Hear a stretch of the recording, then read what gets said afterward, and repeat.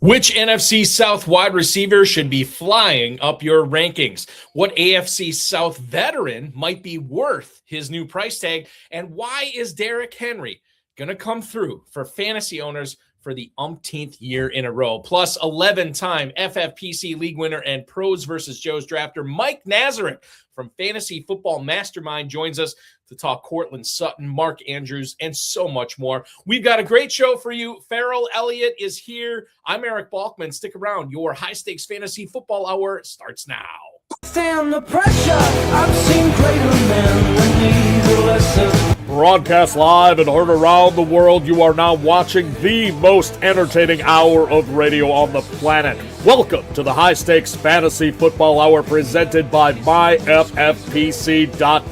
with your hosts Eric Balkman and Ferrell, Elliott. The High Stakes Fantasy Football Hour is your home for analysis from the best players in the world. And now, because no one else was available, here are Eric Balkman and Ferrell, Elliott. Solace in the scripture. Are we not all our father's sons? I became a man. Nobody ever told me what a man was.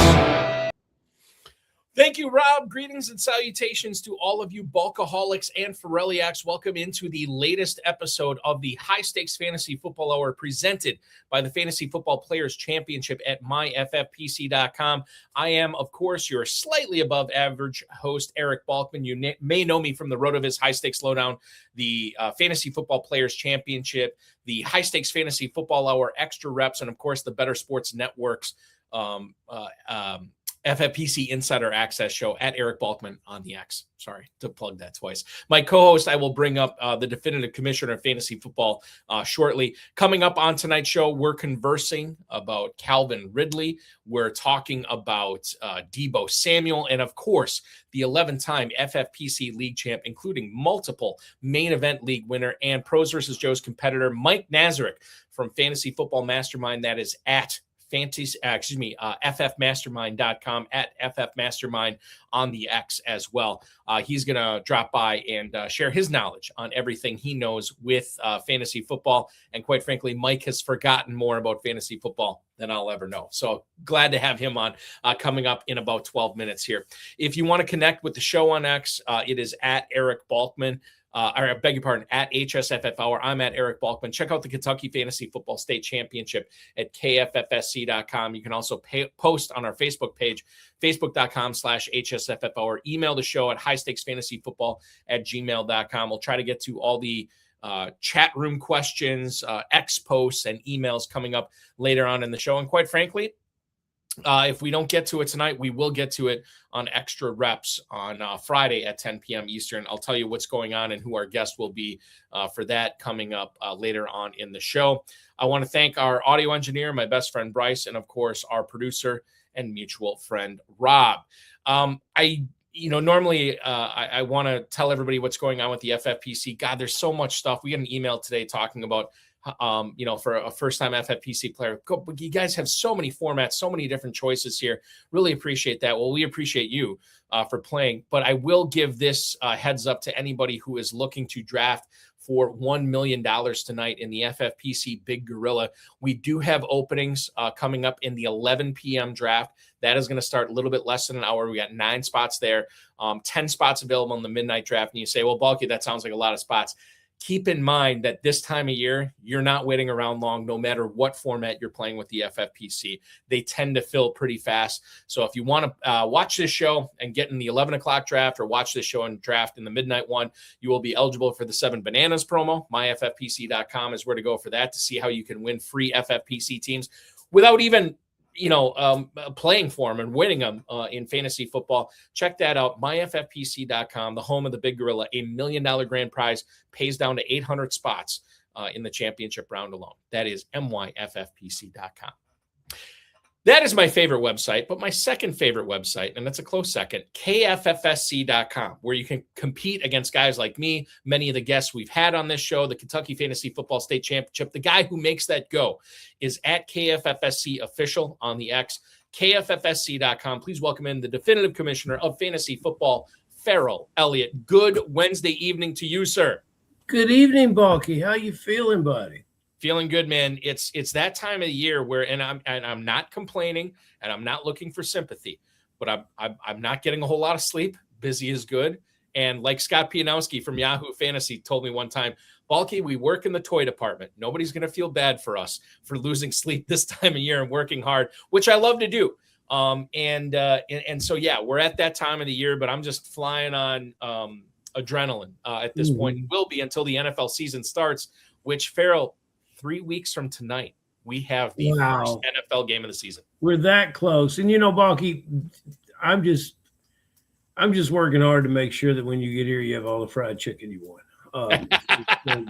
That's so much is going on that we will get to tonight about players, opportunities, injuries. It's truly what fantasy football gives the players a touch of what every general manager and every coach is going through right now. And then it's fascinating with the veteran receivers this year that the people that drafted early and took a flyer and a risk are being rewarded. Terp talked a lot about that when he joined us. And, I'm sure we'll get to Keenan Allen a little bit tonight, but I think that I always thought that Keenan Allen would find a home. I think he's found a wonderful home. But in addition to that, he was he was perhaps the best paid of the bunch. So, and I don't think a lot of people shared the fact with me that he would still be playing. And so yeah, we got to dig into it tonight, and we got a wonderful guest to dig into it with, don't we? Yeah, the fantasy football pro, a guy who's been a pro in the fantasy football industry for a long time, 30 plus years.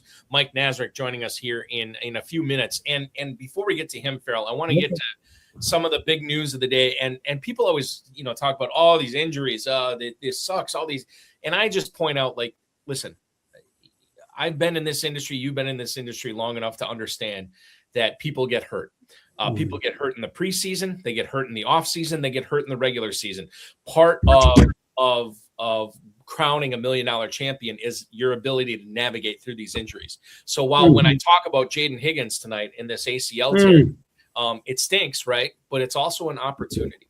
We found out today from Ian Rappaport earlier this morning that Jaden Higgins tore his ACL in practice yesterday. And it was a joint practice. And Higgins was supposed to be the number 2 wide receiver this year, paired across from Nico Collins for the Texans. Last year, he cleared 500 receiving yards and 6 touchdowns as a rookie, and mostly used downfield, whatever. But I will say that there were a lot of people banking on a big breakout, including the Texans coaches and the Texans beat writers, talking about what a force this guy was going to be this year.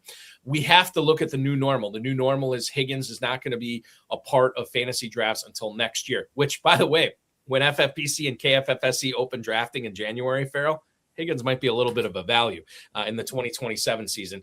But we look at this season. Xavier Hutchinson was working as the number 3 receiver. He's probably going to be the number 2. People who are drafting Tank Dell late, Jalen Noel, who's battling an injury of his own right now, those guys are probably going to feature more prominently into the discussion. You also have to look at the standpoint of Houston in investing in the offensive line this year, both in the draft and in free agency. And maybe this just means more David Montgomery, more of Woody Marks. I don't know. But in the immediate fallout, which is still fresh in our minds, Ferrell, no Higgins this year. What does this mean? How are you drafting Texans not named Nico Collins? How much is it driving up the draft rankings for you with Noel, with Dell, with Montgomery, so on and so forth? Yeah, Hutchinson, I've always liked him as a player. I think given the opportunity, he will shine. The quarterback at the end of the year, he had a terrible run through the playoffs and the end of the year. It was like 2 touchdowns and 7 picks. He's got to straighten that out. A lot of that comes from the offensive line. Their ability to run the ball with Montgomery will be better. So I'm willing to take that shot with Xavier Hutchinson. I was drafting in the Big Gorilla, and one of my proudest picks was our injured Houston wide receiver. Yeah.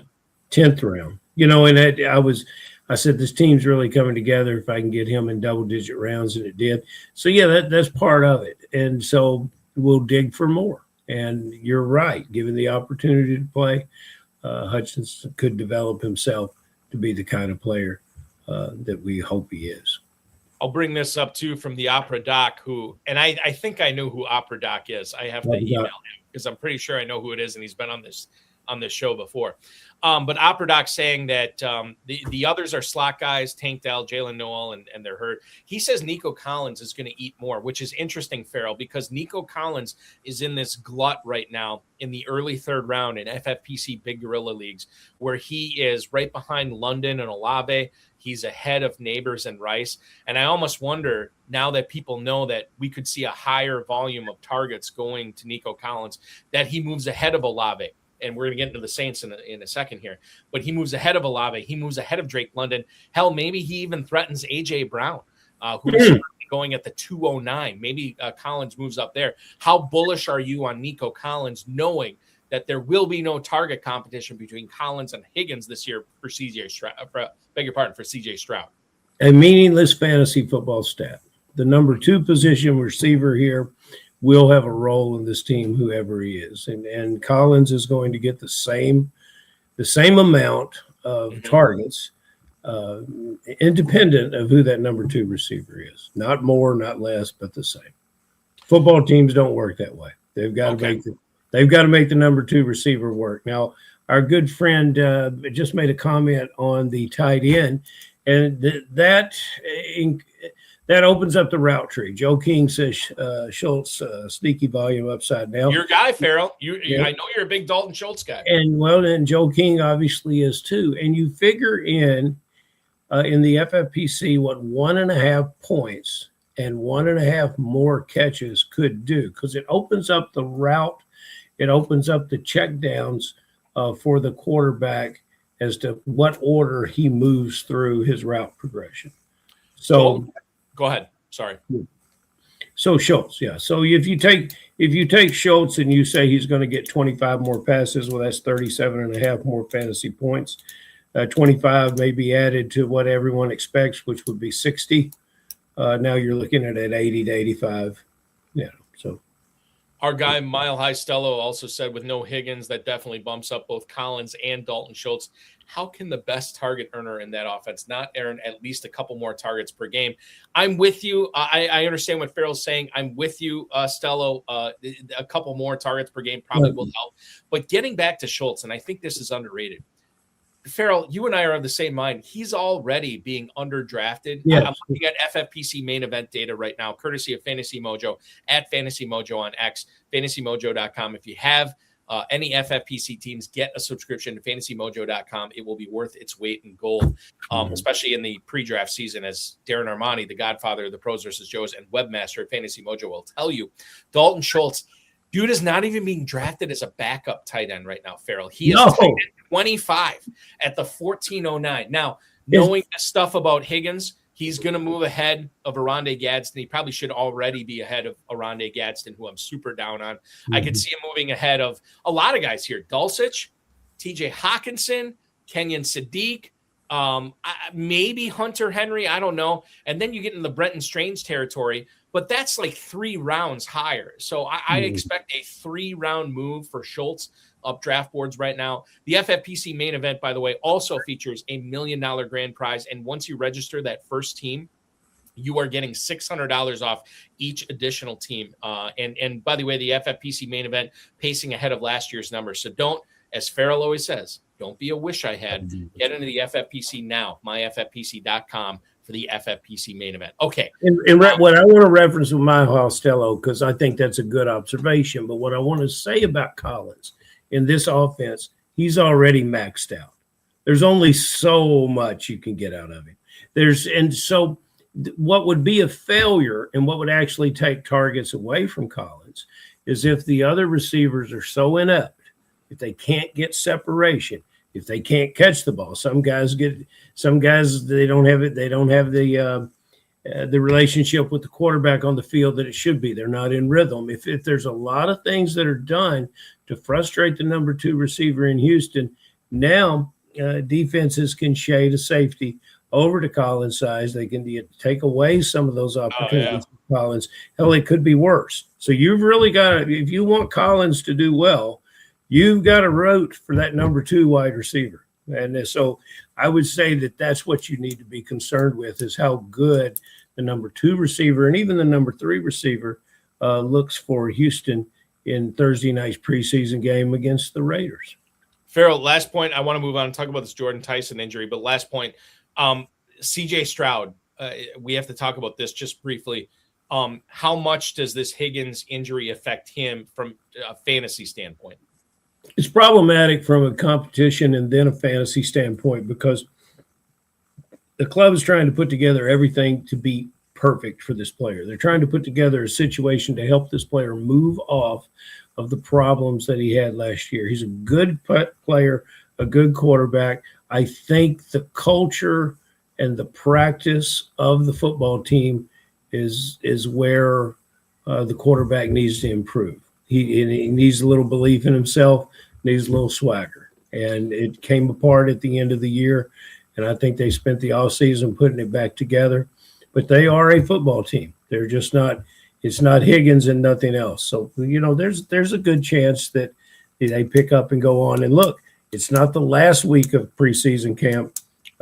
We've got a little time before the season starts to get things together. And this is a capable player. Hudson, is this his 4th year in the league? I couldn't That's recall. a good question. Yeah, I'm going to look that up. Recall. Right, he's this kind of player that's the kind of player that's very, very valuable. He's going to stay in the league a while.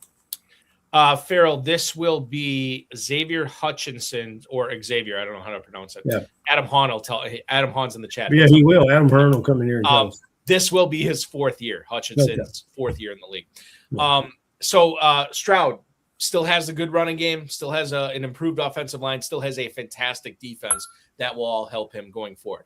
Okay, let's go over from Houston. We go to New Orleans. Not a long trip, by the way. Jordan Tyson, according to Ian Rappaport, is saying that Tyson is going to miss or expected to miss about 2 months starting yesterday. So this would be like mid-October. He should be back. This was a injury that occurred last Thursday in practice, and it was a hamstring injury. And we know Jordan Tyson and his hamstring injuries. By the way, get him up to Madison, Wisconsin. The people that fixed Christian Watson, fix Jordan Tyson too. That'd be great. But this is stuff that's been bad. He's been battling the last couple of years, obviously in college at Arizona State as well. He saw second opinions after this hamstring injury. And according to Rappaport, mid-October is what we're looking at right now. He is a player that is teammates with fellow draft picks this year, Bryce Lance, Trey Lance's brother, and then Barry and Brown out of LSU. But the guy, and I've drafted him in a couple of KFFSC best ball leagues late, and we'll see what happens with Devon Vele. Maybe that's not a great best ball choice since we know Tyson will be back ostensibly at some point here. But this stinks for Tyson owners. How do we capitalize? I know, and I can't remember. Oh, it was Adam Hahn saying Tyler Shook loves him some Juwan Johnson, and he does. This is a good thing for Juwan Johnson. This is a good thing for Chris Olave. Is it a good thing? And we know Alvin Kamara is out a month with an MCL sprain too. Is this a good thing for anybody else in this Saints offense? Players that you are, in addition to Olave and Johnson, Ferrell, that you're looking at in New Orleans, and maybe Vele too, that you're looking at drafting at this point. Time will tell, and I think we're going to see, especially with Kamara gone, a lot of 2 and perhaps 3 tight end sets, and that will be good for Johnson. Vele is, I think you made a good pick for best ball. You can only look back to last season when he had an 8-catch game against Miami. This is a player that did not get a great deal of opportunity at Denver. I've heard some scouts say, looks like Tarzan, plays like Jane, but I don't think that's fair on this player. I think this player is gotten better every year that he's in the league, and I think he showed it at the end of last year. The quarterback got better at the end of last year too, and their relationship propelled both of them. If people want to see who they might be sleeping on, go look at Shuck, the quarterback, because there's your guy that really put up in the last 6 to 8 weeks of the season some numbers that would possibly put him, I think they would have put him in the top 12 quarterbacks, maybe even flirting with the top 8. So there's belief that Vele can get the job done. We saw him do it at the end of the year, and I'm glad to see him put together his career. So he's going to have more of a role and more of a defined role. Tip the hat to my old pal Bobby Sangerman. And the defined role is what you're counting on for players in this situation. So and I think he was in the 19th round the other night, and I didn't take him. I'll bring this up too with Devon Vele. The Broncos traded him for a 4th round pick this year, which actually turned out to be Jonah Coleman, and a 2027 7th round pick. So it's not like they gave up nothing for him. They gave up something significant. I want to bring this up. The Opera Doc talking about, and Ferrell, maybe you can kind of explain this a little bit better. He says, by your logic, Chris Olave won't have more targets because he's the number 1 receiver and he was already slated for a bunch. With Nico Collins. But I think it's interesting to talk about. It's team specific. Here, you have a different kind of quarterback. He moves around a little bit more with his feet. He's got more of, especially with Kamara, he had a better idea about how to drop the ball down. He's got a situation that was it Adam that talked about. Adam talked about the tight end, Juwan Johnson. Yep.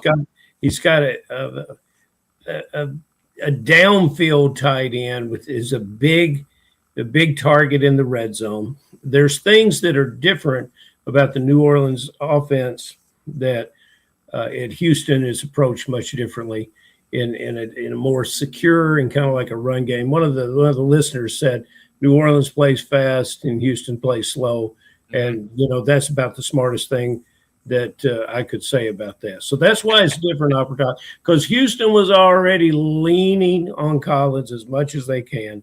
Olave is the most important piece of the puzzle and the top piece of the puzzle in New Orleans, but the quarterback knows how to utilize the other talent in the receiver room a little bit better than what's going on at Houston. Speaking of which, and you I mentioned that I had been taking him in Devon Vele late in best ball drafts.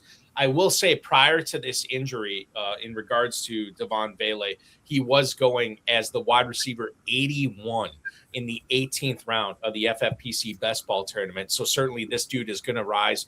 I've seen him go as early as the late 15th over the last couple of days. He's going to rise higher than that. When you talk about, Joe King pointed this out, Ferrell, you agreed with him, the fast offense. Kellen Moore runs a ton of plays in New Orleans, and this could be a big thing, even if it's just for the first couple months of the season. And by the way, even if Tyson comes back in mid-October, that is not a guarantee that he's going to be healthy the rest of the way, too. So Vele could be a very interesting best ball pick. And if you want to take him and take advantage of this depressed ADP, join the FFPC Best Ball Tournament, a tourney that featured a $300,000 grand prize last year. We scratched that. We threw it out this year. $400,000 is the grand prize in the FFPC Best Ball Tournament. Take your shot now. I would say that tournament, along with all our tournaments, they're filling faster than they were last year. But I would get in on the Best Ball Tournament as soon as possible to make sure that you are taking your shot at this $400K grand prize at myffpc.com. All right, we have made our guest wait way too long. I apologize to our guest, and I'll apologize to him later when he's on the stream as well, because he is fantasy, not even FFPC, Ferrell. He is fantasy football royalty. Why? Because he's got 30-plus years fantasy football analyst experience. He operates one of the longest running, maybe the longest running fantasy football information website since 1996. So we're talking about 30 years that this website has been in existence. How many websites can say that? I would say very few, if any. His primary claim to fame, and I bring this up every year he comes on the show, but I think it's important to understand. He won the Sports Illustrated Experts League title for 4 consecutive seasons from 2004 until 2007. He is the only winner of that league in its 4 years of existence. Why did they give it up? Because this dude kept winning it every year, and it wasn't that compelling to offer it anymore because you knew this guy was going to be the champion. 4 straight years of this industry league, and he won it every single year. He is the CEO. He is the president of Fantasy Football Mastermind Incorporated at ffmastermind.com, and you follow him on X at ffmastermind. Please welcome back onto the High Stakes Fantasy Football Hour, the 11-time FFPC High Stakes League champion, Mr. Michael Nazarek. Mike, good evening, sir. Hey guys, it's great to be back, and here we are. Welcome to Las Vegas. Yes, yeah, exactly. Which, by the way, Mike, I always feel bad because I see you out at Planet Hollywood. Last year we were at Paris or whatever, and I feel bad because I always want to sit down and pick your brain, and I never get the chance because I'm always so busy out there. But it is always good to see your shining face at the FFPC live events. Something that you could say from personal experience. It's a lot of fun. It certainly is. I've been playing in the FFPC since day one, and it's always great to come down to the Strip and mingle with other people and talk to you guys, and really hyped about all the drafts and everything that goes on. It's really exciting. It's very exciting, and I want to talk to you not only about your pros versus Joe's team, and we'll get into that a little bit tonight. But I definitely want to get into sort of like the players that you're taking a stand on, both positive and negatively. And I think a lot of the listeners, the viewers, they want to hear what you have to say about Christian McCaffrey. I think back, Mike, and I know you know this too. 2024, he was dealing with an injury in preseason. We were told it wasn't serious. And oh, by the way, I'll tell this story too. That's just hitting my head. Opera Doc, I talked to at the FFPC live events, and he asked me in 2024, and I feel awful about this, but he asked me about Christian McCaffrey and what I would do. And I told him, like, yeah, I'm not concerned. I think he's fine. And then Opera Doc told me, he's like, yeah, I don't think he's fine. And I'm very worried about it because I don't know if he was a co-manager with you in this main event or not. He might have been.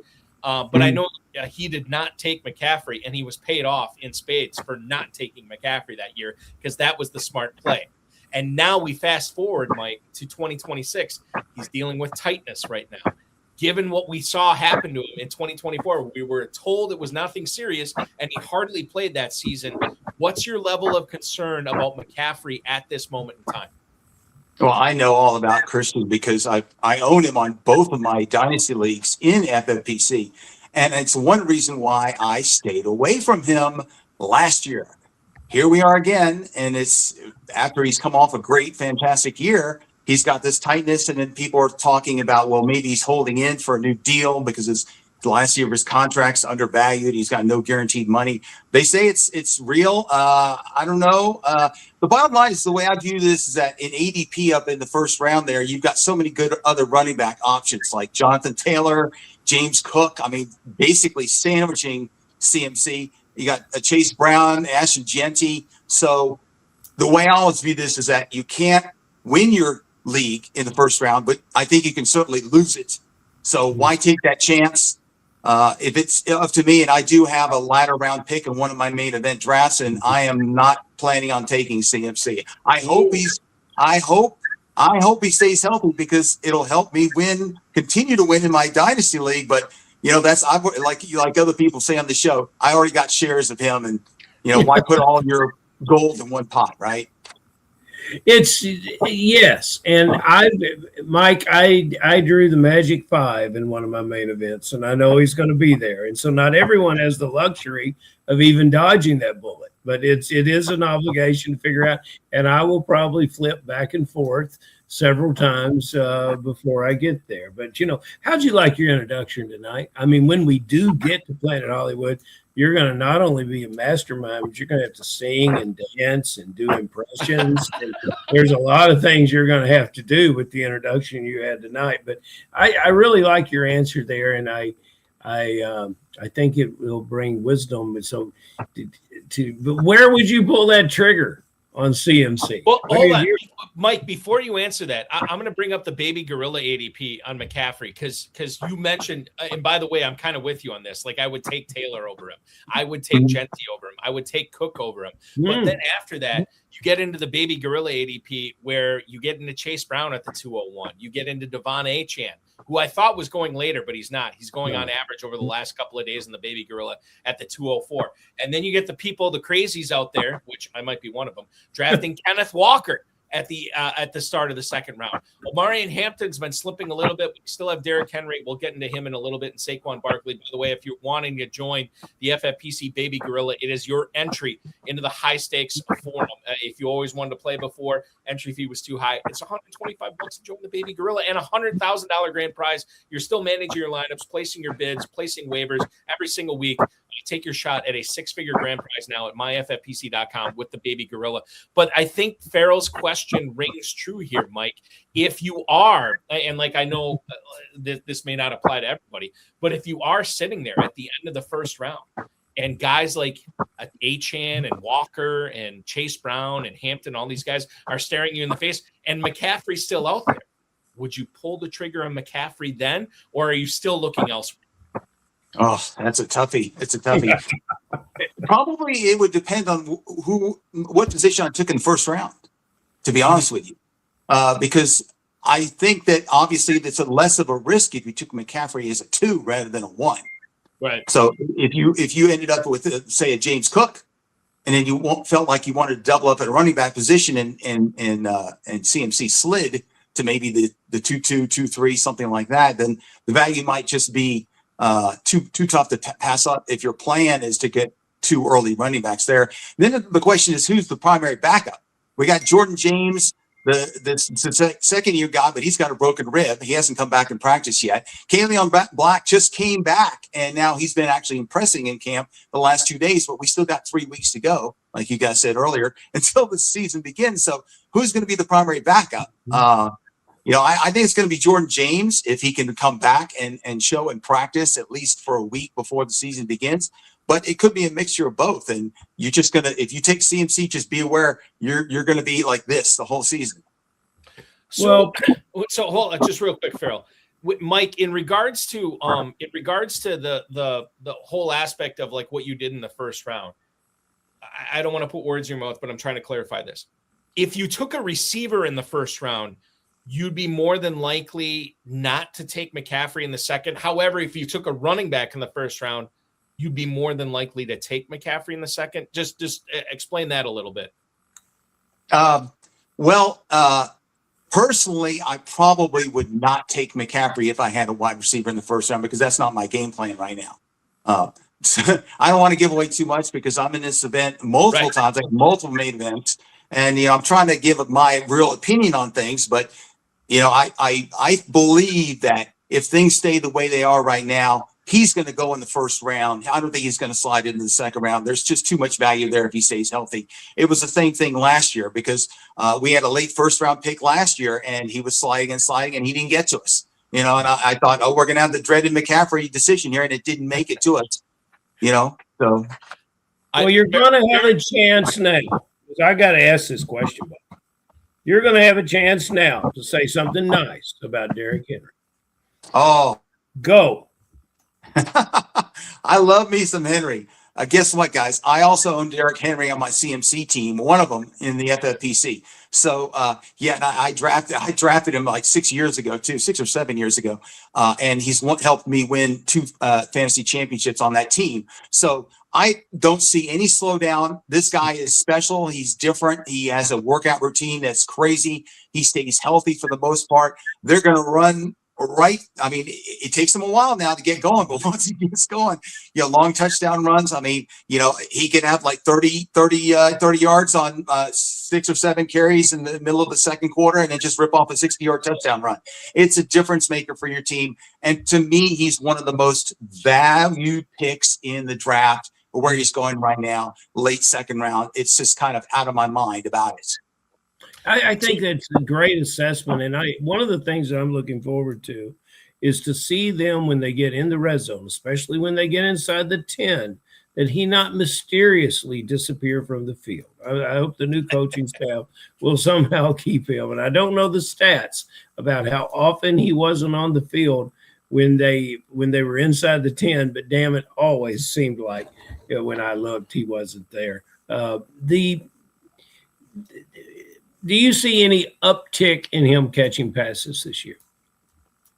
Probably not. He's probably going to catch somewhere, would you get 20, 25 passes?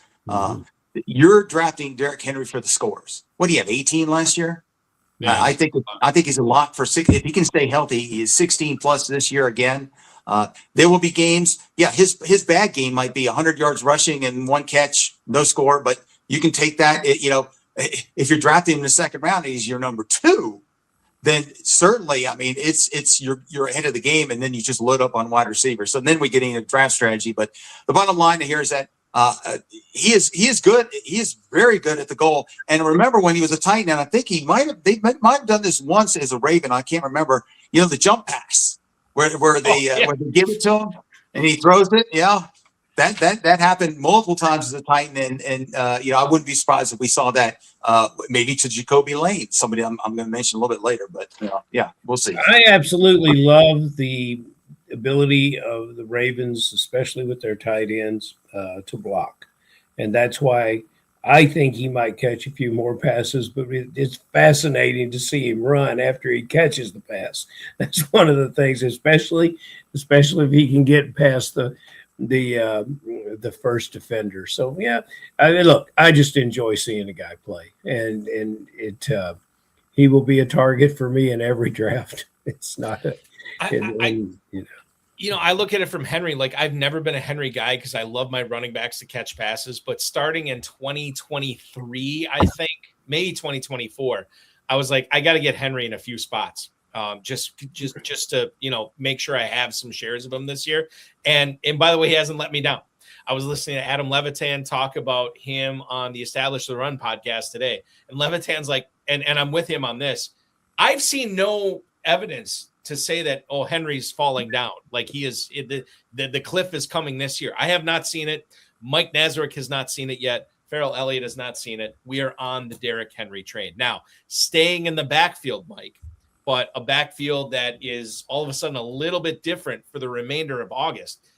It's Kyle Monangai, DeAndre Swift, and this Bears backfield. Ben Johnson, the head coach there, said Monangai is going to be week to week with a hyperextended knee.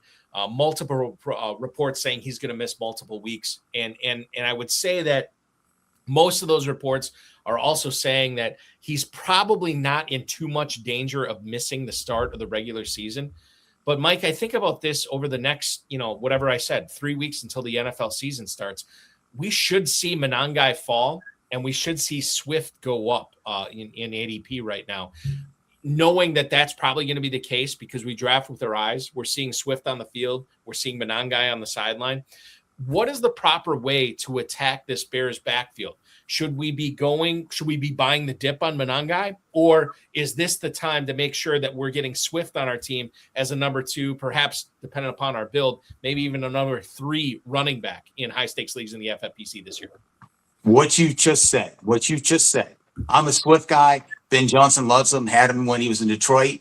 Swift has not been anything lower than an RB20 the last 3 years. Mm-hmm. And last year, he looked good when he had the ball. And yes, they sub out Monangai liberally, but guess what? That keeps Swift healthy because he's more of a slender guy. He's slithery and everything. And when they get around the goal line early in the game, it goes to Swift. He also catches passes. What's not to like with Swift? I like him. You can get him right before that RB dead zone in round 5 and 6, that I like to stay away from. So definitely you get him as a 2. He's solid as a 2, I think, depending on who you draft for wide receiver and all. But if you can get him as a 3, it's fantastic value. Mike, last year we went to Planet Hollywood in Paris, and based on 2024 statistics, Zay Flowers was what was he, Balky? Late 3rd, early 4th? I'll look it up right now on Mojo. This is in 25's draft. And his 24 performance was 74 catches, 1,000 yards, 4 touchdowns. I'd like a little more touchdowns. But if you were to tell someone I've got a receiver, he's got 1,000 yards, he's got 7 touchdowns, he'll catch the same number of balls. Where would you expect that player to be drafted in 2026 at Planet Hollywood? And I'll say this, Mike, before you answer. 2025 main event drafts, according to Fantasy Mojo, which, by the way, you can go back and look at this in previous years. Zay Flowers, wide receiver 29 at the 604. That's where he was going off at the end of the 2025 drafting season. But, yeah, Mike, I'll let you weigh in on where you land in on Flowers right now. And I'll bring this up in Big Gorilla drafts this year. Over the last 2 days, you're looking at Zay Flowers being wide receiver. Ooh, I just had it. I'm sorry. I just missed it now. Zay Flowers is going off the board at wide receiver 15, Mike, the 309, right behind Devonta Smith and right ahead of McConkey. But, Mike, go ahead and answer Ferrell's question about Flowers. So I'm sorry. See, the phone is ringing off the phone. Somebody is calling me. People are. That sounds like a landline too. Yeah, it's gonna kick off here, and I can't really turn it off, but it'll kick off. I'm sorry. It's okay. So the question. This is the effect. I hope it's one of your girlfriends. Doing that. No. The question was, where would I expect a guy that's going to catch 70 passes for 1,000 yards and 7 scores to go in the draft, or to go in this year's draft? Just a generic player that have those kind of numbers. Where's he going to go in the draft? By the way, Cam Jones saying right now, Zay Flowers is calling you. So if this is the case, and Mike, I know you're connected with the NFL. If this was a small detour to my real question, and boy, Okay.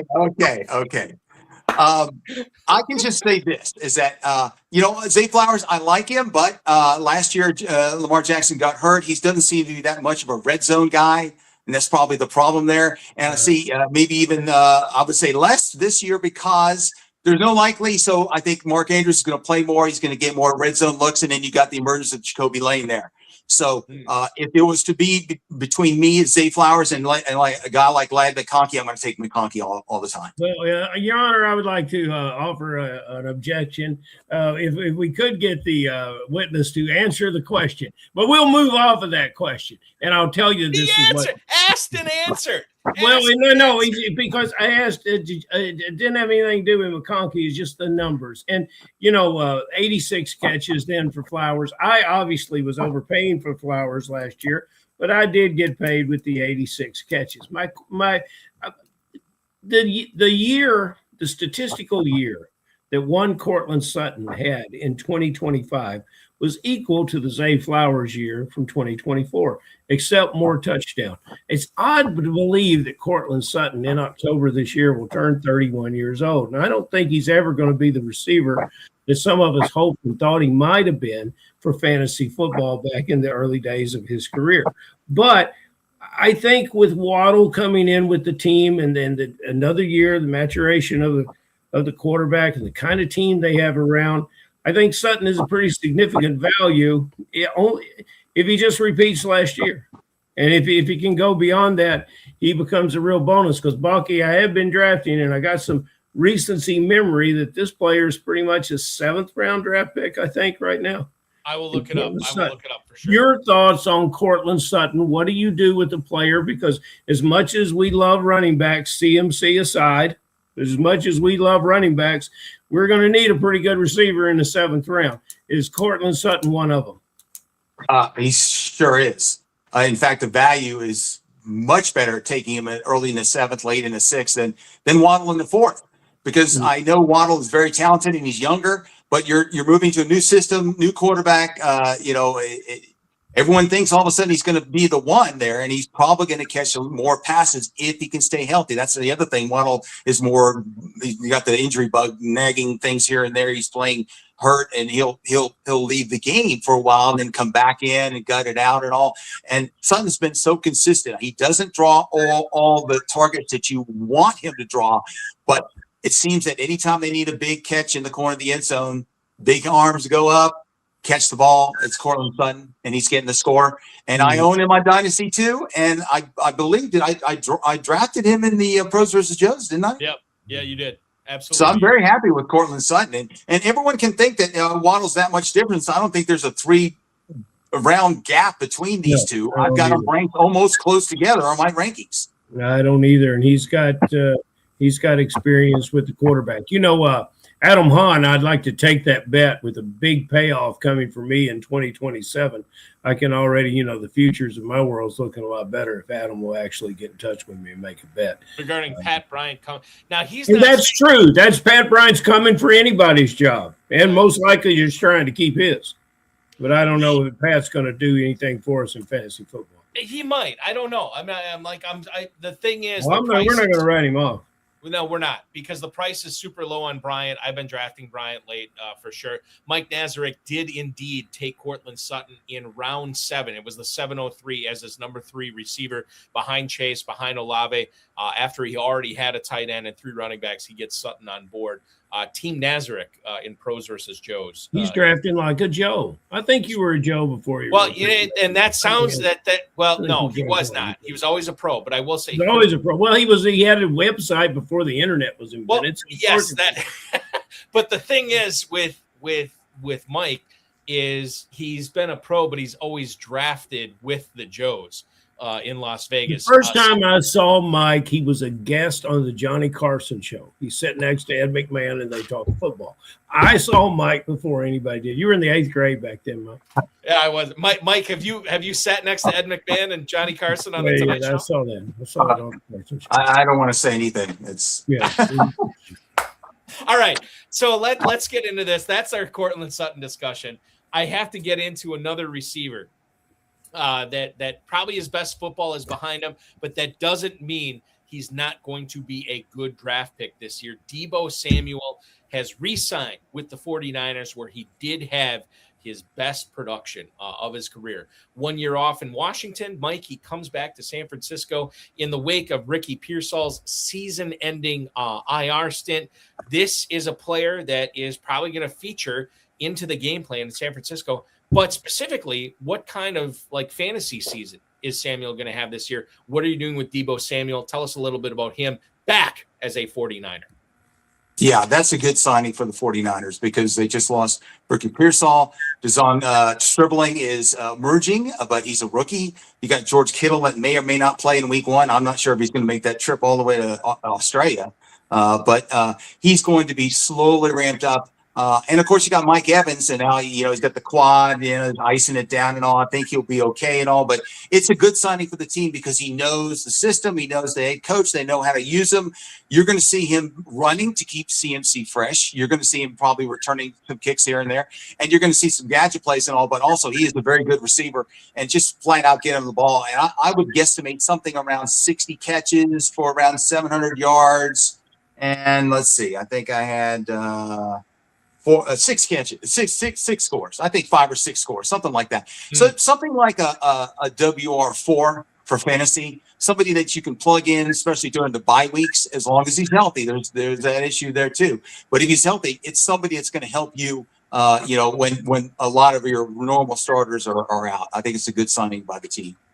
I like that. A good draft by the team happened in New York when. They took Mr. Malachi up there, Mr. Malachi Fields. I don't think there's a lot I like about this player. What people don't like about him is he doesn't have separation speed. 4.6 40, but man, he can move. And he caught a big touchdown in the first preseason game and looked good doing it. What I saw him do was play gunner on special teams and make a big tackle. I think he's an excellent football player. I don't think he's going to help us in fantasy football early. Maybe he helps us later. Your thoughts on the 22-year-old ex-Notre Dame wide receiver? Oh, I like him. And guess what? This is another guy that I drafted on almost all my dynasty teams. Now, I am a little bit of a homer because I'm a big New York Giants fan. I'm from New York originally. And, of course, I got the OBJ catch picture here with the signature on the wall. But the bottom line is that Malik Neighbors, we're not sure if he's going to start. And even if he starts come week 1, he might not be 100%. I think that Fields can almost immediately slot in as a two wide receiver. He's going to be on the field, of course, with Darnell Mooney or Darius Slayton and different things and formats and such. And, of course, Isaiah Likely is going to get a lot of targets in this offense. But I think he can be the guy that he just made the catch there. This is like a Plaxico Burress type of receiver. You're going to be able to throw the ball up on the run like Dart did, throw a dart threw a dart right to him in the corner. He went up and over the quarterback, made the catch. And that's the type of impact that he's going to make. I'm not saying he's going to catch a lot of passes immediately and all, but I think that when he does catch passes, it's going to count and it's going to be meaningful ball. And I'm excited for both the Giants and for anyone that owns Malachi Fields, because I think by the time bye weeks start, he's going to be under consideration for anyone that owns him to see if you want to start him over somebody like maybe a Deebo Samuel that is dinged or whatnot. And maybe because Kittle has come back and they're not throwing to him as much, so there's a lot of potential there. I love the kid long-term for the Giants. Barky, what's Barron say we got to spend to get Malachi Fields? Well, okay. So right now with Field, like spending, you can leave your wallet at home. Whatever pocket change you have in the FFPC Big Gorilla, that will be enough to afford Malachi Fields, as he right now is wide receiver 78 at 1804. Now, in regards to Fields and Dynasty, Mike, I'm totally with you. I think he's a fantastic Dynasty choice. I think about, not that, because I still am kind of high on Likely this year, but I saw in that first preseason game, Theo Johnson getting more run than Likely, which to me suggests like, oh, maybe, and like you mentioned, the nebulous status of Malik Neighbors right now, maybe Fields is going to actually be this guy that's not only integral at the end of the season when all the money is being paid out in the FFPC, but integral early on in the season that can help you get to the championship round. Something to think about there as well. Now, I want to bring this up, Mike, with your Pros versus Joe's draft. You were in the last draft that Ferrell and I covered live on the FFPC socials, on the streams. And you end up taking Calvin Ridley, I believe, as your number 7 wide receiver, number 6 or number 7 from the 3 spot. But you didn't take him until the 16th round. And I noticed, and I know you noticed this too, multiple people kind of calling you out on Ridley. And I thought that was kind of weird for anybody. Like, number one, to call out anybody on a 16th round pick. Okay, whatever. I think that's bizarre. It's 16th round. You're not soaking anything into it.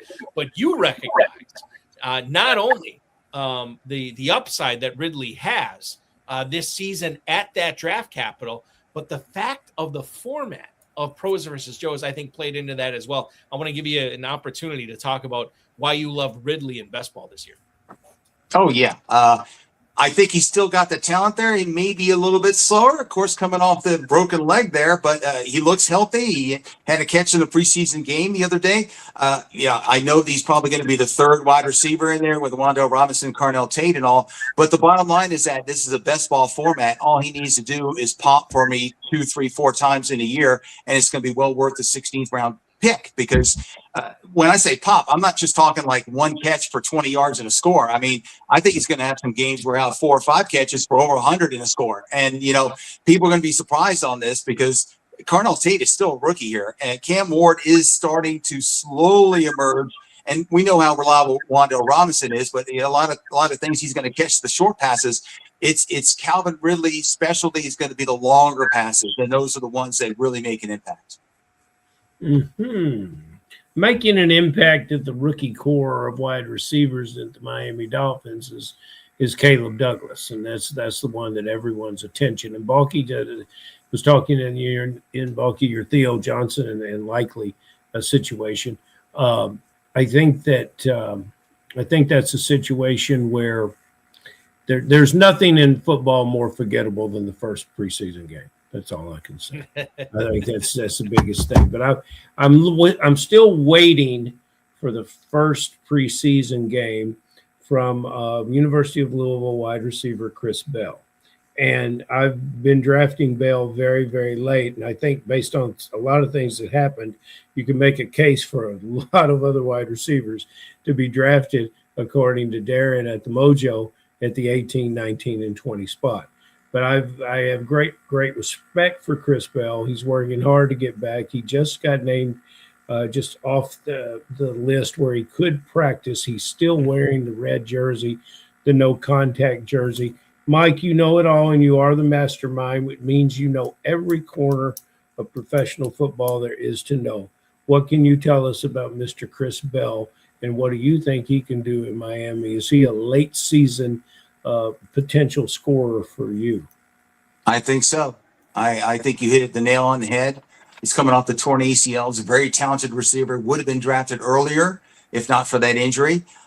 He's been activated, so he's off the NFI list, but he's still got the non-contact injury, and then that might carry into the season. He might miss the first game or two, and they might ease him in and see how he takes the contact and all. But he's got a lot of talent, and I believe they took him. Didn't they take him before Caleb Douglas in the draft? So I'm sure they did. Yeah. So I think by mid-season, late season, and guess what? That's another guy that I drafted in one of my dynasty drafts on FFPC. I took him instead of Antonio Williams because of his big play potential down the road. He not only, I think, is going to be a starter, but, could be a real big impact player there. I'm just a little concerned about Malik Willis. We don't know what we really have there, but, if it works out there, then and Chris Bell becomes healthy, then he will definitely make an impact down the road and probably help some people. One of the things I like about Bell is his ability to get free in the crossing patterns. A big body, but once he catches the ball, he's got long speed, and I think that's what this quarterback needs. He can, if a linebacker misses on this guy, it's way too late for anyone else to catch him. It's going to be a pleasure watching him play for Miami, and then the quarterback here is one of Balky's favorites, so I'm trying to arm him with whoever we can. Well, I'll just say this. Both Bell and Douglas were third-round picks, and Douglas obviously is the darling. You see him mentioned as a potential starter week one. But the get in this class for Miami, in my opinion, and I think Mike's opinion as well, it's Bell. Like this guy has future wide receiver one written all over him. Maybe not in 2026, but certainly 2027. You think about where he would go in dynasty drafts in 2027, and it's certainly much higher than. And by the way, in like KFFSC dynasty, I was getting sniped on him or sniped. Excuse me, I was getting sniped on him at the end of the first round there because people were still drafting him highly. And Mike took him in the 18th round of his Pros versus Joe's team this year. I think that we are going to see some pretty good returns. I think Ferrell has sold me on Chris Bell, especially with Mike Nazarek coming in tonight, selling me on Chris Bell. He hammered it home. I just sort of put the nail in the wall, and that was it. That's all it took. That's all it took for me and Chris Bell. Okay, let's get into some emails tonight for you, Mike. And the first one is Harry in Irving, Texas. He writes, "Hey, are you into Mark Andrews at his current price, given that Likely is gone and Jackson is healthy?" So I'll just bring this up right now. And by the way, thank you for the email, Harry. We appreciate that. I'll just bring this up right now as far as Mark Andrews goes in FFPC drafts. In the Big Gorilla, where is Mark Andrews going over the last couple of days? Well, we got about 3 dozen drafts of sample size here with Mark Andrews. Tight end 14, Mike. He is going at the 904. So this is interesting. Lamar Jackson was playing through injury last year, and Andrews obviously had to fight off target competition from Isaiah Likely. Both of those things should be eliminated this year. Jackson should be healthy. Likely is in New York. Your thoughts on Mark Andrews in 2026, Mr. Nazarek? Definitely. I like him because, once again, here we are talking about a player that I drafted as my tight end 2 in the Pros versus Joes, and I believe it was in a nice round, wasn't it? It was. You took him in. 903. Yes. Yeah, it is so much value there. They extended him, and they did that because they knew they were going to let Isaiah Likely go, and they said, "Listen, it's not working the way it is. We're going to and fro." Mark works so well with Lamar, especially in the red zone. Mm-hmm. That's the guy you want in the red zone. And so I think it's a value. He could be a tight end 1 in this system. I'm not saying he will be, but he could be. And also, I think he's going to have a lot less down games than he did last year, just simply because Likely is not there. He's going to be playing more than 35 to 40, 45 or 50% of the snaps. I think you're going to see more than 60% of the snaps. And when they're in the red zone there, he's going to be in. Whether he blocks, he's a good blocker too, or, catches the ball, it's only good things can happen. And you can get him as a 2. That's fantastic. Yeah, and you got him as a 2. As you said, as your second tight end in Pros versus Joes this year. Certainly a good pick by you and a guy that's falling in. And by the way, I'll just mention this right now. And I know this doesn't make a whole lot of sense, but I'll bring it up with the Superflex Best Ball Tournament, where quarterbacks obviously get pushed up. in that format. Right now in that league or in those tournaments right now, Mark Andrews, granted, is going lower because the quarterbacks get pushed up. He's tight end 15 at the 10-0-10.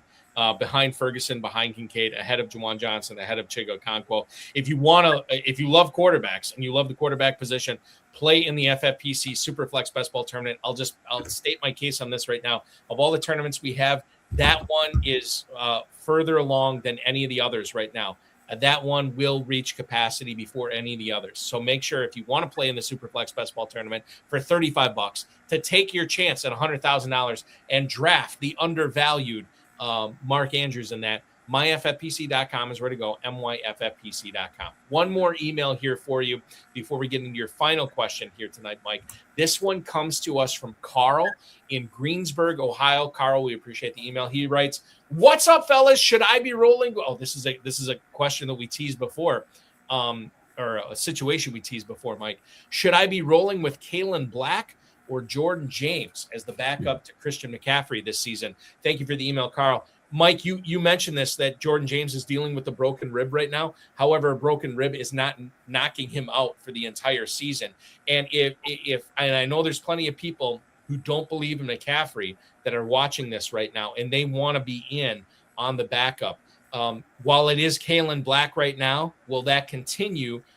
Is he going to have that role over the course of the season? Do you envision Jordan James eventually taking that role and having that backup role to McCaffrey? Or do you envision it as kind of like, both of these guys sharing the role? This is a lot to unpack with the two guys behind McCaffrey. Mike, how are you weighing in on this right now? Well, I remember right at the start of camp before Jordan got injured, the coaches were just praising Jordan James. They really like him. Of course, they like Kalen Black, but he's a rookie. No mention of Isaac Garendo because he tore his pec, and we're not even sure if he's going to be ready for the start of the season. So he's out of the picture right here. But I think the bottom line is that they know what they have because he's been there for a whole year, even though he didn't get much run last year. They know what they have in Jordan James, and when he's healthy, I think he's going to be the primary back there. They may mix in a little bit of Black here and there just to get him a little bit of experience. But if Jordan James is healthy come week one, I think that's who you're going to see on the field in the, quote, Brian Robinson role from last year behind CMC, assuming that CMC is 100%. And I'll mention this too, just in FFPC Dynasty startups right now, with Mike's advice, and certainly Mike's going to change the ADP on this because he always does. But Jordan James going about 11 spots behind Kalen Black in Dynasty startups right now. Jordan James, a 17th round pick. Kalen Black, you got to pay up for in the 14th round. And if what Mike is saying is true, now is the time to buy the dip late in your FFPC Dynasty startups, which are available at myffpc.com. 2,200 Dynasty leagues over the course of the last decade plus. None of them have ever folded. Join now, myffpc.com. Compete against Dynasty owners like Mike Nazarek from ffmastermind.com there, and you can play fantasy football year-round. $100 is the entry fee. You can also play it for as much as $5,000. myffpc.com, the place to go for Dynasty startups, and the place to go for our last big question for Mike Nazarek tonight is the KFFSC Commissioner, one Ferrell Elliott. Take it away, my friend.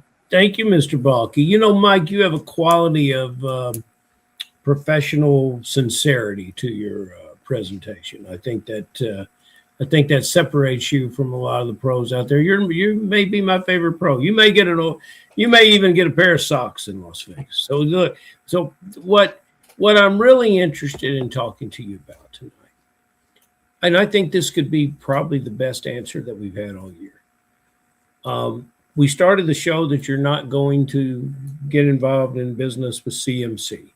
So who's somebody else that you're not going to get involved with? A player that is of not of such high prolific attention, but is still a player that fantasy drafters genuinely count on. And then give us a guy that's a great sleeper, and you come up with a lot of depth of knowledge tonight.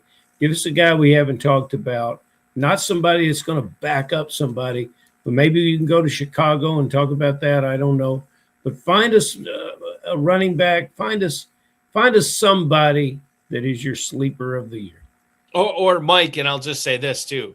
perhaps a receiver in Baltimore wouldn't be the worst idea to go. You were trying to feed him. No, I'm not leading the witness. I'm just wanting to wax poetic on this. Go ahead, Mike. Okay. Well, we've already mentioned that guy, so I'll try somebody else. Somebody, and I actually own this guy on one of my dynasty teams because I took him last year. He's a second-year guy, Trevion Henderson in New England. He's not starting. I know he's going to get some run, and he's going to have those long runs and all, but it just kind of puzzles me at this point in the draft and all with ADP that he's still going ahead of Ramondre Stevenson. It's going to be at least a 50-50 roll there. And when they get around the goal line, it's going to be Stevenson. And I don't want Henderson on my team, especially at the cost. What is he in the 5th round now? I considered him part of the running back dead zone. Yeah, right now, Mike, just real quick before you get into your sleeper, Trevion Henderson has fallen a little bit, but he's still borderline. 5-6 turn is where he's going right now. That is almost a full round ahead of Stevenson. Yeah. So you skip the drafting running backs when the dead zone is there, and if you're going to take your 3rd or your 4th one, you aim for somebody like Stevenson 1 round later. Now, as for somebody that I'm going to try and draft a lot of that I really like, and he's not a sleeper, but he is healthy after being not healthy last year, serious ankle injury, Chris Godwin for the Bucs. Yes. I think he might actually be the number 1 there because Emeka Buka's got the sprained toe. Is he going to be healthy for week 1? You remember Godwin was like the WR1 in 2024 for like the first 5 or 6 weeks of the season. And Mayfield loves to throw to him. They've got this instant chemistry. And guess what? He's healthy. He's look good in camp. And the value pick there, what is he in round 7, 8? 7. Yeah. That's hanging out good. Here with Cortland Sutton, man. He's just hanging out. I will say this just real quick, if I can share my Chris Godwin story. My Milwaukee Brewers, I'm a Wisconsin guy. My Milwaukee Brewers were in the playoffs, ready to close out the New York Mets in the first round of the playoffs. And I came down to watch it at my buddy's bar, and I sit down, and not only did Pete Alonso, the polar bear, hit a home run off of Devin Williams, the airbender, for Milwaukee to send the Mets to the playoffs, which honestly was the last that was the last game of Bob Uecker's career, the great Bob Uecker, who called those games for the Brewers for 50-plus years. That sent the Brewers home. Not only did that happen that night, and Uecker died a few months later, the Thursday night game that night, guys, for the NFL was Chris Godwin piling up yardage and catches, and he had that nasty ankle injury, and I had him on, and people know who were watching the show that year, they knew how much I was in on Chris Godwin. Not only did my Brewers get eliminated, not only was that Bob Uecker's last game, but I lost Chris Godwin that season, which sucked. It was one of the worst. Bad Thursday night for you. It was a bad Thursday night. And now I'm excited about this year, and with apologies to Egbuka, I hope he's okay, but Mike's right. Look to the Godwin, because he might help you in the 7th round. Wide receiver 34 in the FFPC Big Gorilla right now. So and Bulky did come full circle on that. Mike knows Uecker. They met him on Carson. They met in the green. Yeah, exactly. Yeah. It was him and Dom DeLuise, and I'm trying to think who else would have been. Rickles was there, but he wouldn't talk to anybody. Who was the big Laker not Lakers? Yeah, Lakers fan. The woman, the actor that was always at all the Lakers home games. Yeah. Damn it, Bulky. I could have told you if you hadn't asked. Well, I'm asking you right now, and Diane Cannon. Yeah, Diane Cannon. So there you go. So a typical Friday night on the Carson show. Johnny Carson, Ed McMahon, Dom DeLuise, Diane Cannon, and Mike Nazarek. And everybody tuned in to see Mike Nazarek. I remember him. Kind of whatever. All right, Mike. Mike, I have to ask you one last thing, and I know we've kept you way too long tonight. I appreciate your time. But for FFmastermind.com people, who are not for FFmastermind.com people, for people who have never subscribed to your website before, I want to give you the opportunity to tell them what it's like for you, who's been in the industry for 30 plus years, the type of content they're getting there. And of course, people who've never subscribed there before, maybe you want to dangle a carrot in front of them. Oh, certainly, guys. And I wrote up a little spiel here because I am getting a little bit older. So if you don't, you have to excuse me here. I can't believe we've been here for 31 years, but it's a small business. I'm old school. Unfortunately, you can't sync your league up to my website and all, but we put out so many items during the preseason. The draft guide, it's almost 300 pages as it is right now. We're constantly updating things like sleepers and creepers, and I just released 12 guys not to draft at their ADP and 12 safe guys to draft at their ADP. So always coming up with new things on the site. The guide is $20. The weekly newsletters releases during the day, every day of the week. The market picks to click and flick for the coming week. Rankings on Wednesday, updated on Saturday. Constantly updating injury premium quick bits. We're known for our news page, quick bits, which is absolutely free. During the season, all of our injury content goes, all of it goes premium. And a lot of people appreciate that. Sunday morning, they check out the site, see who's inactive, if they had any kind of late injury notices and such like that. But really, the whole thing together is a Super Bowl package, $60. And of course, I've got to do this for you guys. Anyone that comes to the site, if you choose the Super Bowl package and put in the code FFPC18, that'll get you $18 off the $60 price, which is 30%, because I've been around 30 years now. And you get the whole thing for under $45. All right, I'm posting this right now in the chat. So anybody who is seeing this or anybody who's watching this that's not hanging out in the chat right now, FFPC 18 will get you $18 off the Super Bowl package, right, Mike? Yes. You said? Super Bowl package, which is everything. Yeah, which is everything. FFmastermind.com is where to go. I will, and Mike will not toot his own horn, but I will toot it for him.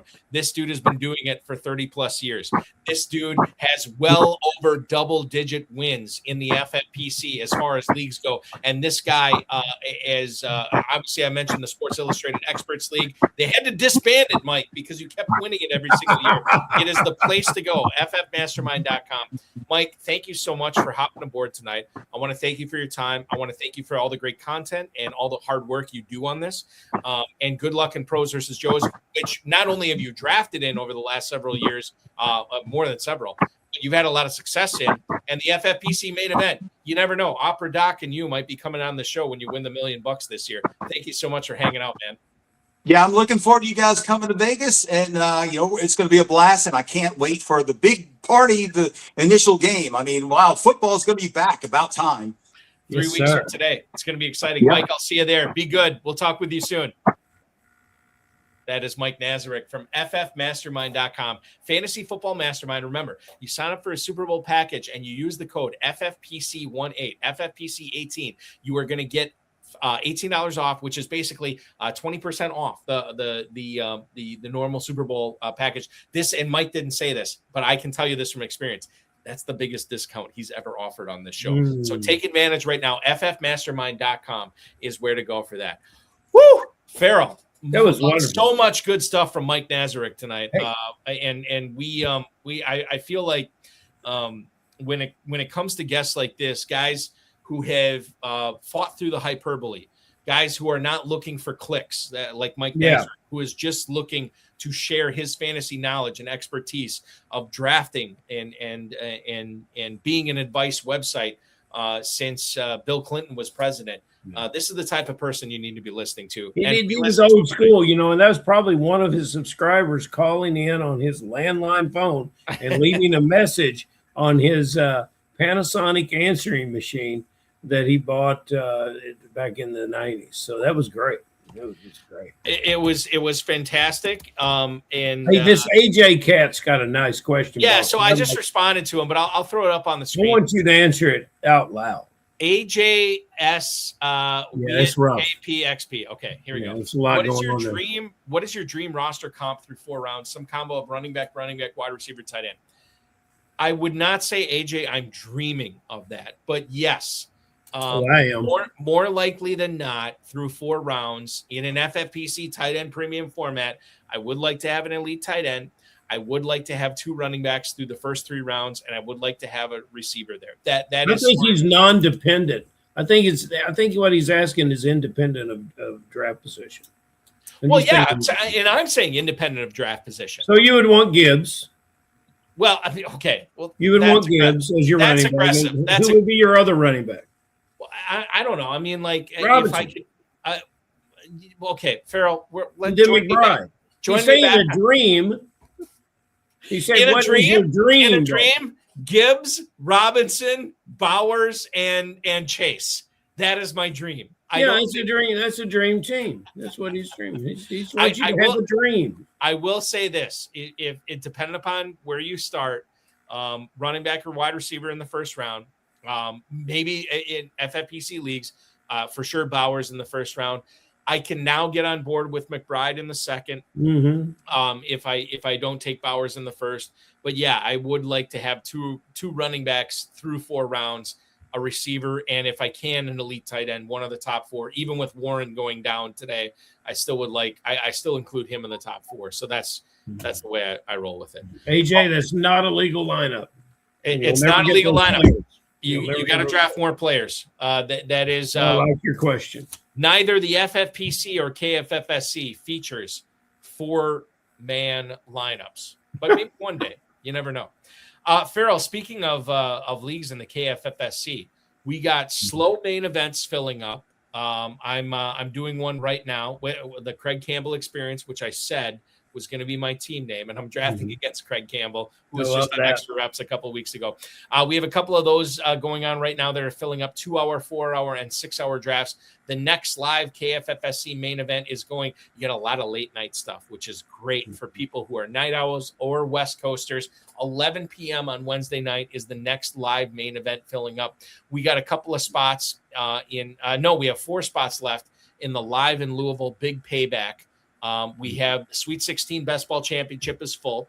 And then we got, I know you set this out in the mailer. We got 7 spots left in the Big Payback play-in, which I'm in, actually. 7 spots left in there, $100, and you can play your way into the Big Payback. But the big, and I think I'm burying the lead on this, Cincinnati is coming up this coming weekend, which is fantastic for you guys. Now, it sucks for anybody who wants to be a Wish I Had, because you're sold out for Cincinnati, but there are still a few live spots available in Louisville.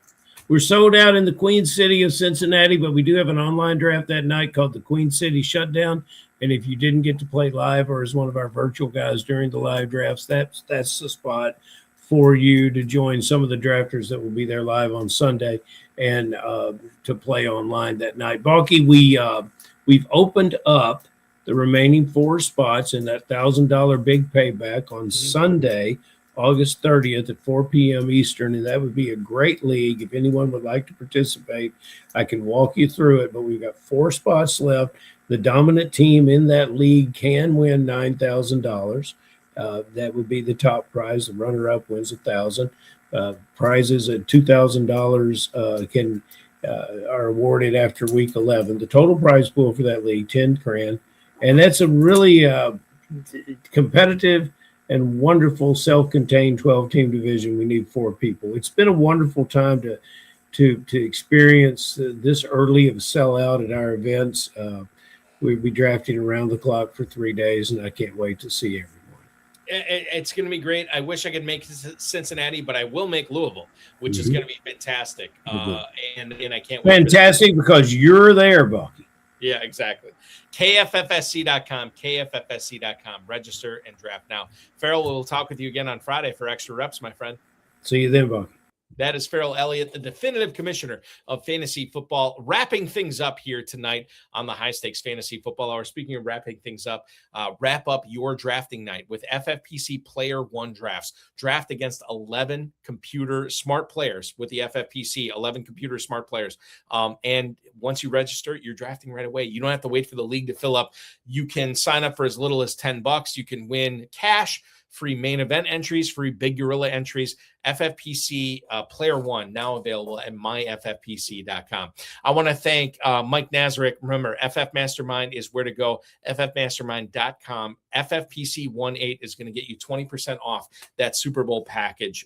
Check it out because Mike is an OG. He has seen it all. He is not one of these guys that flails aimlessly in the wind with whatever's going on. He has his priorities. He has his convictions, and he sticks to them, and they've been very successful over the years. Mike Nazarek, Ferrell, Elliott, the FFPC, Rob Bryce, and, of course, each and every one of you I have to thank. We will be back next Wednesday night with our annual KFFSC preview episode. Very excited to talk with the defending KFFSC main event champion, Dan Flamholtz, who I will see in a couple of weeks in Louisville for the KFFSC. Very excited for that. Dan and I always have a good time, and he won the whole thing last year. He'll tell us how he did it on our show next week. Insider Access is live at 7 p.m. tomorrow night on the Better Sports Network with Establish the Runs, Predict Q, and, of course, FFN60.com's Justin Herzig, who Rolling Stone named the greatest fantasy football player of all time, or at least the best one in the world right now. He is drafting a live FFPC Best Ball Tournament. I will be offering the play-by-play as he goes for $400,000. That is 7 o'clock p.m. Thursday night. It's going to be a lot of fun. HSFF Hour Extra Reps will be this Friday at 10 p.m. Eastern Time with FFPC League Champ and 2026 Pros versus Joe's Drafter, Griff Bushel. We're going to talk with him about everything we didn't get to tonight, plus a lot more. That is 10 p.m. Eastern Time on Friday night. Remember to like this video, subscribe to the channel, comment on the video, share it with your friends, share it with your enemies, and get notified each and every time we go live. More on that coming up on Thursday and Friday to tell you when we're going live on this channel. As our friend Vince Staffolino reminds us, you are officially over the hump right now.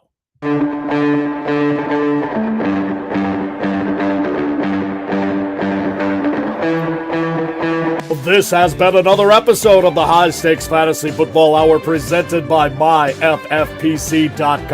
It was broadcast live and was watched around the world. Balky and Ferrell will be back next week with more analysis, more interviews, and more advice from guests much smarter than they are. Thanks for watching, and we'll talk with you again next week. So I'll answer this question. We got a question from on YouTube, NJF916. When is the next FFPC mainstream? So number one, in case you missed it, the FFPC YouTube channel chat drafted a team with Dave Terpoli this past Tuesday night of trying to win $400,000. It was awesome. If you missed it, watch it back on the FFPC socials. It was a lot of fun. We do have the next one coming up next Tuesday. Andrew Cooper from fantasyalarm.com is going to join us for a live Big Gorilla draft coverage beginning at 9 p.m. Eastern. As far as the main event, NJF916, September 1st at 7 p.m. We'll have a very special industry guest on that show. But 7 p.m. is the next main event draft coverage we'll have. And then September 6th, which will complete our live stream coverage for the season. It is a 5K big payback at 8 p.m. Eastern Time that night on September 6th. Don't miss that as well. So 2 live streams left for FFPC coverage. And, of course, if you watch the Insider Access show on Better Sports Network, you'll get a bonus one tomorrow night at 7 p.m. Eastern. Thanks for watching, everybody. Appreciate each and every one of you. And get in those draft rooms right now. We got Big Gorilla Midnight Draft tonight popping off. There's a few spots left. Check it out, myffpc.com. Make this year a year to remember. Talk with you again.